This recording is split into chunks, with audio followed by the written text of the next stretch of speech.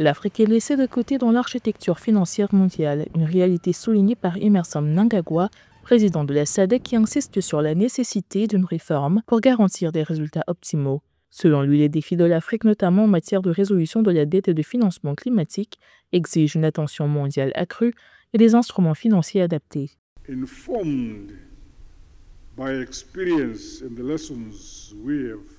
L'expérience et les leçons que nous avons tirées en cours de route nous éclairent.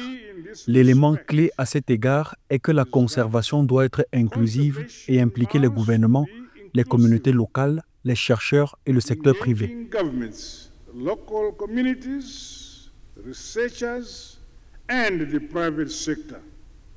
Sur la question de la dette, d'après une étude du PNUD, les pays africains pourraient économiser jusqu'à 74,5 milliards de dollars si leur notation de crédit était basée sur des évaluations moins subjectives. Cette manne financière leur permettrait de rembourser le principal de leurs dettes intérieures et extérieures, libérant ainsi des ressources pour des investissements dans le capital humain et le développement des infrastructures.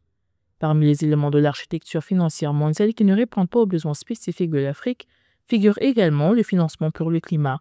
En effet, le continent reçoit actuellement 30 milliards de dollars pour faire face à ces défis climatiques, une somme insuffisante face aux besoins annuels estimés à 277 milliards de dollars. Your Excellencies, climate change is laying bare the vulnerabilities of all communities, along with livestock. Le changement climatique met à nu les vulnérabilités de toutes les communautés, ainsi que du bétail et de la faune.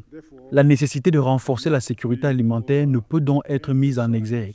L'importance d'un approvisionnement en eau adéquat pour les animaux dans leur habitat contribuera également à prévenir l'empiètement sur nos communautés.